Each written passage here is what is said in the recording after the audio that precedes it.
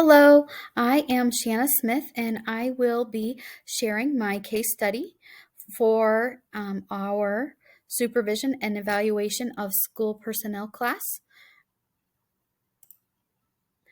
The overall climate that I'd like to set with the teachers when we're talking about evaluation is that education takes all of us, and I'd like to work together with them. So I did have a situation arise regarding a teacher. And so the people that were involved in the situation were myself, the principal, and then Mrs. Stevens, a struggling teacher, the school district and attorneys, and eventually students, parents, and community stakeholders may become aware or impacted by the situation. What happened? As the principal, I complete the evaluations, and I am recommending that Mrs. Stevens' teaching contract not be renewed. This is the result of multiple observations in her classroom and follow-up discussions that were met with defensiveness and hostility. After notifying her of this, she faults supervision of this in the school as the failure, not her, and says she will fight the evaluation. This took place during our school year. The other pressure on this situation is the fact that this is the year that she would be rolled over for tenure. So there's added pressure. It was in our school here. And then, so just a little bit more about the situation and why we're dealing with this would be after completing the observations, I noted that there was a lack of classroom management. I could hear a lot of noise and disturbance coming from the classroom prior to entering it. And then there was just a lack of student engagement. There was a lot of her talking and not a lot of interaction with the students or overall student involvement. So therefore, I had some concerns. I did initiate a conversation with a feedback for her. She was not receptive to that, and in fact said that that was primarily happening because another person had entered the room and the students act differently then. So that is where we started with this situation. So, legal or ethical issues. Has anyone been harmed? The teacher may say yes if she feels that she was not adequately supervised and didn't get adequate support. She may feel some emotional distress. The principal probably has a little additional stress. Ethical concerns, that would be for me if we didn't have a clear system for observation and evaluation. Then would it sincerely be fair to Mrs. Stevens to hold her to this if that hadn't been communicated? So that would be a question that I had. And those would also apply to legal implications. So if the principal didn't follow the district policy and procedures, the teacher could file a case on that. And even if we did follow everything, the teacher still could file a grievance with that as well. My particular district has nothing in other than staff will be evaluated using an approved instrument, but there's no inclusion of the instrument. And so that's kind of interesting. And then as far as evaluation, it talks about school board evaluation, superintendent evaluation, principal evaluation, and student evaluation. And it says that teachers will be evaluated by an approved instrument. So not a lot of guidance there, so definitely some room for improvement. As I synthesize this situation, the teacher disagrees and plans to fight the decision that the principal has made, recommending that her teaching license not be renewed as a result of multiple classroom observations, which raised concerns with classroom management and student engagement, and then follow-up discussions that were met with defensiveness and hostility, and an overall lack of responsiveness to making improvements. So, who is involved? So, Mrs. Smith, that's me, the principal, a hopefully confident leader, felt pressure to get the evaluations done, is responsible for supervising the teaching staff, and completed multiple observations of Mrs. Stevens. Provided feedback to Mrs. Stevens regarding student engagement and suggested an increase in student involvement, and expressed concern over class management. And due to the negative response and evaluation concern, it then kind of shifted to possible non-renewal of the contract.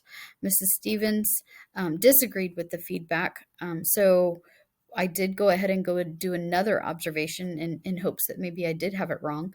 As we're looking there, the evaluation, when I went back in, there were no clear improvements, no notable changes in the classroom atmosphere. It was very similar to the concerns stated. So evaluation then did result in the it resulted in the non-renewal of Mrs. Stevens. So Mrs. Stevens is a teacher. She is intelligent with an excellent background in the subject matter. She's been observed multiple times, like I discussed, frustrated by feedback, encountered that students act different when the principal's in the room, said there's no conclusive evidence that classroom involvement is related to student achievement. Had an additional observation, received a note from the principal, and then a discussion about non-renewal, and reported that she was not given any suggestions for improvement, and will fight that recommendation. The other people involved in this case, I really think would be, we live in a supportive community, but if it is viewed as she wasn't given a fair evaluation, then I think that could really result in some concerns within the community. But counter to that, if there's not something done to help her improve or remove her if necessary, then I think that also could be a negative impact for our community. So we rely on a strong teaching staff to educate our students, and we rely on our supervisors within our school district to observe and evaluate staff. And we rely on supervisors to support our staff for their improvement. So there's a lot of people involved in the situation that just aren't named specifically, because at this point it hasn't gotten down to a personal level other than for the principal and Mrs. Stevens. So what is known and what is unknown? Well, the very first thing is I like to start at the base of the pyramid. So what's known is what we've discussed previous. I'm recommending that Mrs. Stevens' contract be not renewed as a result of observations in her classroom, and then met with the defensive conversations whenever feedback was provided, and she feels not supported. So here are some concerns that I have that I didn't have the information provided within the case study. So how are the students impacted? I would love to know another data point like academic growth. How is that? And then by the lack of behavior management and student engagement, those were the things that I would like to take into consideration, and not only judge those based on what I see in the classroom, but I would like to use that academic growth as another value point to discuss and consider. How are the parents feeling about the class? How are the students feeling about the class? And if tenured, this teacher will likely be teaching at the school for a very long time. So that is definitely a concern if they're not willing to make improvements or recognize the need for that. Some unknowns are specifically, I would like to know what their policy and procedures are for evaluations and observations. If there is a policy and procedure in place, is that communicated to teachers fairly? And then also, in addition to those observations, like the other data points that I'm talking about, I would love to have some objective data points in addition to observations by me. I would also appreciate a peer evaluation. I think that would be a great plan to provide another perspective. And if on a plan of improvement, can a teacher receive tenure? So that's kind of my compromise I'm trying to work towards when we look at potential solutions. So damages. I think a lot of people can be impacted when we don't take observations and evaluations seriously. So students, most definitely, by educational instruction, students are not receiving, adequate educational instruction. We can also start to get some distrust brewing within our staff.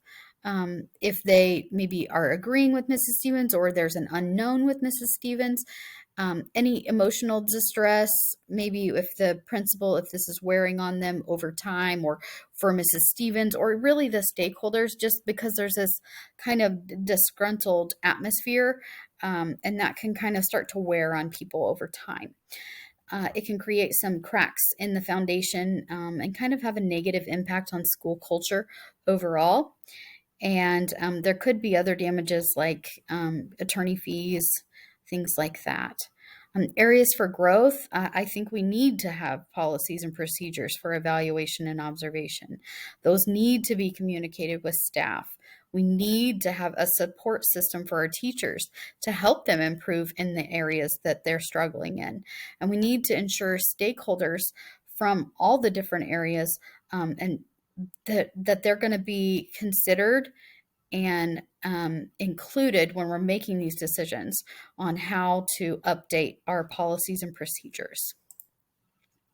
So we need to make some decisions. So we have 3 options listed here.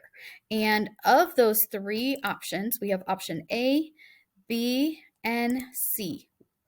And there we go, having a little struggle with my screen. Okay, so option A is apologize, acknowledge responsibility for the lack of teacher support, make known your plans for improvement, and communicate those related updates, and then renew Mrs. Stevens' contract. So that would be a short-term goal for that, and the midterm would be assemble a committee to update and review those policies and procedures related to supervision, offer teacher supports, implement a teacher mentor program, long-term implement and communicate those policies and procedures annually, and make sure that we support an ongoing teacher support system. So I don't know if we would want to do that to start off with, frankly, because I have some concerns with just straight over renewing Mrs. Stevens. So here's option B. Don't change anything. Send in the evaluation, meet with the superintendent and school board. So just to make sure you covered your bases and you talked about why you made that decision. Midterm, meet with the superintendent and school board if needed, and then meet with the attorney if needed. And long-term, continue the evaluation system as usual. Well, I don't think we should continue with option B either, because I do think there's room for improvement, vast room for improvement. So I don't think that doing nothing and, I don't know, crossing your fingers is going to do enough. So we would move on to option C. So I would like to reflect on my personal responsibility. Did I do the best I could in my specific roles as a supervisor, and then my additional roles of supporting staff after or during observation and evaluations? So I would like to reflect on that, make known plans that we're going to do some updates on our policies. And for Mrs. Stevens, 2 options. One, either place on a plan of improvement, and if she would not agree to that, then we would not renew her contract. So, and that would be her choice at that point. Midterm, seek additional training on supervising. I think there's always room for personal growth, and I think that also sets a model for our teachers that we acknowledge that we need to continue growing and making it a priority to do so. We want to assemble that committee of stakeholders from a variety of fields in the community and in our school, so that we have equity and diversity whenever we're considering everything that goes into observations and evaluations. We want to offer a network of teacher supports and implement a teacher mentor program. The long term of that, we still want to implement and communicate those policies and plans annually, and then we want to continue with that teacher support. So I think it's pretty obvious here. I plan to go with option C. And the reason is for option A, remember, which is to renew her and still start to build a better system for evaluations and observations. I don't know that that one's, I mean, at that point she would be tenured, and there's not a system for improvement along those lines at this time that I'm aware of. So I would have ongoing concern with that because we're not meeting the goals of our students if that's the case. Option B, the impact or consequences. Mrs. Stevens would not be renewed. We probably would be having a grievance filed against us, and the school culture starts to become fragmented due to lack of supports. Option C, the consequences and impact I felt were the best for our students and our school. So, make an improvement on principal evaluation skills, so some training there, and then improvement in teacher and stakeholder engagement as a result of the committee. So we want to have that committee, like we discussed, to help us review and improve on our policies and procedures. And then Mrs. Stevens can either make that decision that she would like to have additional supports, is clear on expectations, and is responsive to regular observations and feedback, or she does not return. And then the lastly would be students are more engaged, respectful, and academic growth is notable. So that is the option that I would like to go with, and the consequences that were located within that. How would I implement that? I very first would reflect on my own areas for growth. So I want to make sure that I provided every support that I could, or at least offered that. It didn't sound like she was receptive to my suggestions in my feedback, but maybe there was more I could have done earlier. And even if this situation is just going to remain like this, how can I improve that for the next situation? So, and then also discuss appropriate steps to take with Mrs. Stevens. So that's what I think we should do first. Offer her that option of improvement plan, or she could resign, and then set up some more improvement for myself with some training. Step 2, like I said, talk with Mrs. Stevens about her options. And I really think that if she chooses a school improvement plan, the action steps for that would be implement peer mentoring, peer observations, additional training, make clear what the evaluation procedures will consist of to include those objective data points like we talked about, like academic growth, add some student surveys in there, in addition to a principal observation, and then some guidance on appropriate response to constructive feedback. When we're reviewing our current evaluation policies and procedures, invite interested staff and stakeholders to help in updating that. I would like that policy again to include the peer mentoring, peer observations, clear evaluation procedures and include those objective data points, supervisor evaluations 3 times a year at least, and then appropriate response to constructive feedback. I would add that when I say feedback, I would like to know feedback on preferred method of feedback from teacher. So I would like to know how they best receive information. I think that's good to know. Maybe face to face right after you're nervous from teaching in front of your supervisor. Maybe that's not the best way. Maybe there's a different way that they would prefer. I would, before they're formally evaluated by me, I would like them to observe and do a peer evaluation on someone else and provide feedback so that they're familiar with the structure for that. And hopefully that will help them understand that we really are just here to help. We want to support growth. We want to support improvement. And there's room for that, I think, in every classroom across the world. Once we stop growing, that's when we're in trouble. So goals for teachers, I would look for them to be confident, knowledgeable, engaging with their students while maintaining a respectful learning environment. And I would also like to see that student growth. Communication of observation and evaluation policies and procedures is key. Train all staff now on that, and then I would also continue to do that annually. And I would do that in person, and then maybe some infographics, a variety of different formats, just to kind of remind people as we float through the school year, and maybe we have some extra stuff going on, to keep that up in our forefront of our brain. And then we want to reflectively evaluate the situation. And we want to make sure that we covered all of our ethical, equity, and legal basis, because we want to make sure that we're not seeing this just from one perspective.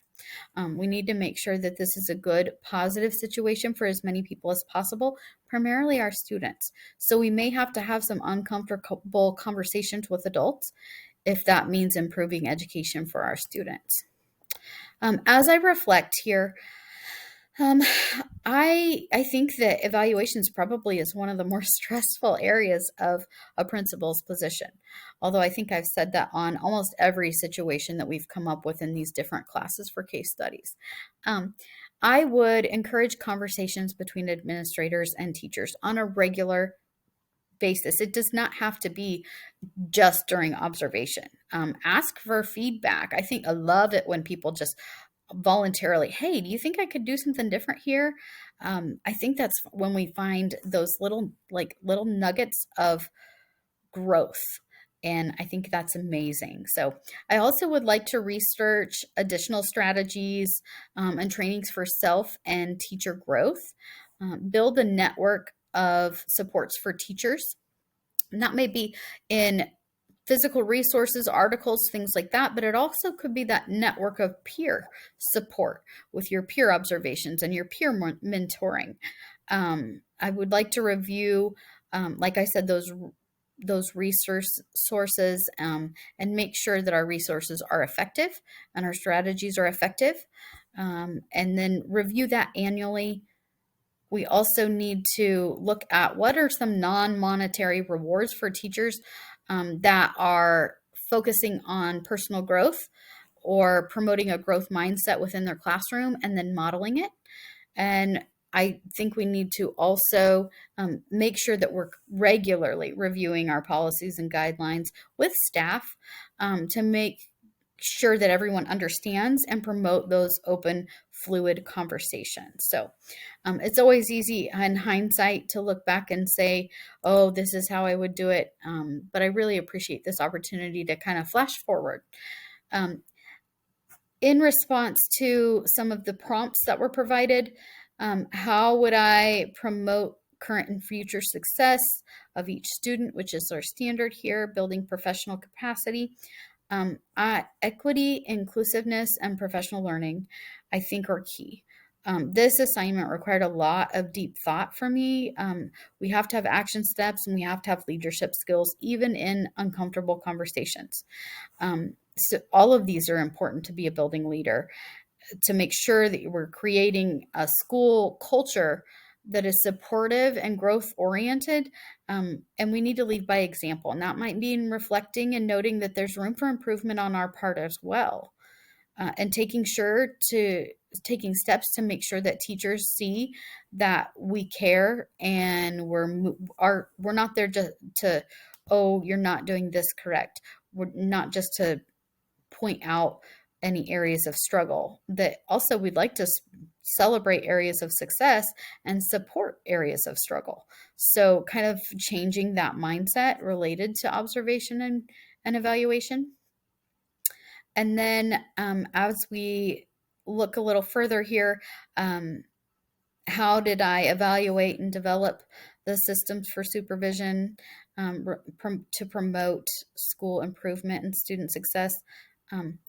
I focused on reviewing current policies. I really need to know where we started with our policies, which I don't, because it wasn't included within the case study.